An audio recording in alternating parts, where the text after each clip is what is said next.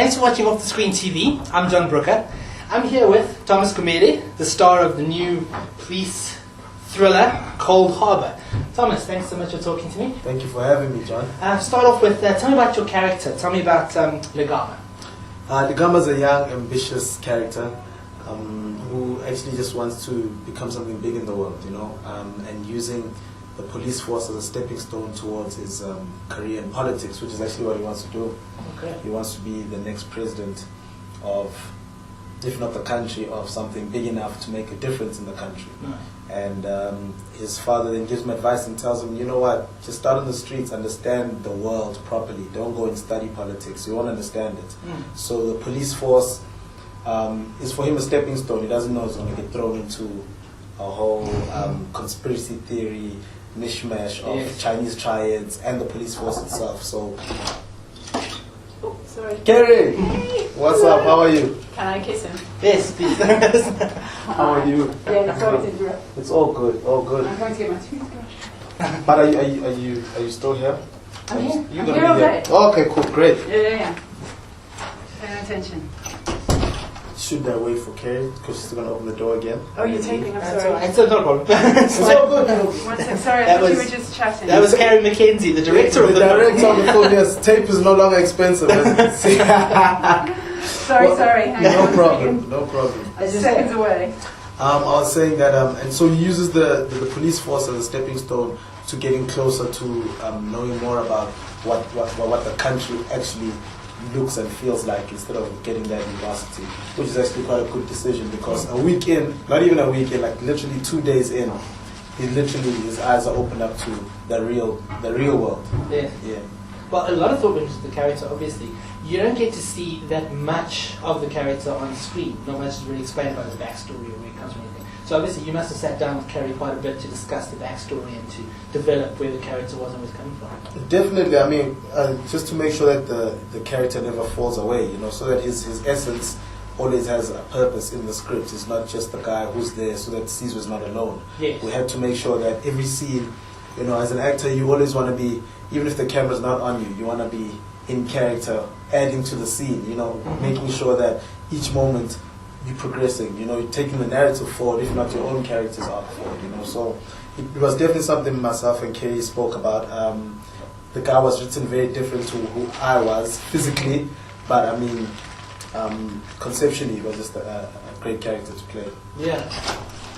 Tell me about the auditioning process. Word has it you actually arrived for your audition in a policeman's uniform.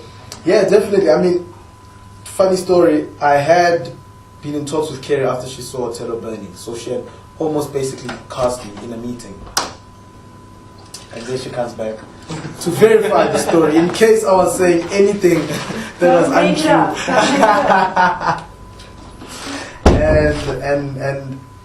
And so after having talks with her over Skype, emails, and she really wanted me to play this character, we got to a situation where the casting process and the scheduling and the film and the timings and things, she started to focus more on getting the whole film made and not just on one character. Yeah. So I still had to come back for auditions. It wasn't a Thomas, you're the perfect character for this, Yes. so you don't have to audition. So I thought to myself, regardless of how far she wants me for this role, I still have to make sure that there's no other person who can get it except for myself. So I went and hired a police uniform in Orange Grove somewhere. Boots, everything. I even went blue underwear on. You know what I'm saying? I had the works. You know what I mean? And it just really helped for me. I even went and got some 20 rand aviators, the classic police shaped aviators, just to give me that, because I didn't look like a cop as well. You know what I mean? And then doesn't look like a cop. So I wanted to give them that understanding of what I look like in a uniform. Yeah. Well, obviously the role meant a lot to you actually getting it. What was it about the script and about the character that made you want this character so badly? I mean, first and foremost, it's one of the lead characters. It's an awesome opportunity. It's one of the things you first look at, you go, all right, cool.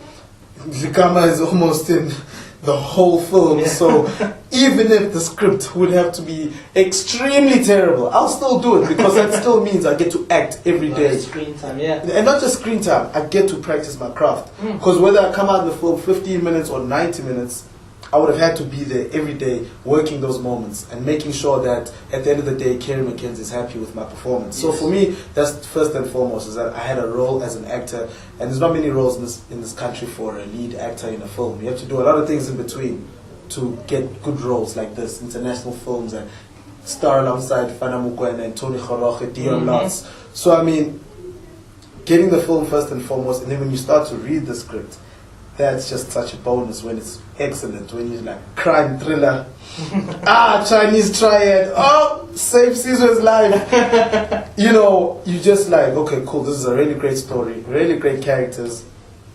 It's just, it's a real blessing. I mean, you shot in 2012, but now that I actually take myself back to it, I just think to myself, I wouldn't have asked God to bless me in any other way than a film like this after Othello Burning. From going from a surfer in the 80s to a modern day cop trying to find out what the real world looks like. You know? Yeah. Speaking about Othello Burning, that film and this film are quite dramatic, you know, the whole way through. How do you balance that with your stand-up stuff? There must be schizophrenic. You know? I feel like that. You know, like there's definitely two sides that I've always had. You know, I've always done stand-up, but I've always on screen played a dramatic character. Like those are 98% of my roles are dramatic characters where I end up having to cry. Someone dies. Someone is dying. And funny enough, on the flip side of it, when I get on stage, it's comedy. So I'd have to say, like, from after college days, I used to perform stand-up comedy, but acting dramatic roles. I remember when I won a SAFTA for a dramatic role, like 21. I was the first comedian to win a dramatic role. I didn't play in a sitcom. I won it for like... Yes. You know what I mean? So now, funny enough, with Keen's film, Tell Me Sweet Something, he called me up to play a comedic character. I was like, come be funny. Come play an extreme version of yourself, the funny version of yourself. So I definitely think one part of me, it's all in there somewhere. Like there's one part of me that's like, you know, I hope hilariously funny, and then there's another part of me which I hope is emotively dramatic. Yeah, but you're working on a comedic film at the moment, so that'll be nice to see you in that. Yeah, definitely. Oh, that'd be fantastic. Yeah. What is it like working with Fana and Dion and Tony?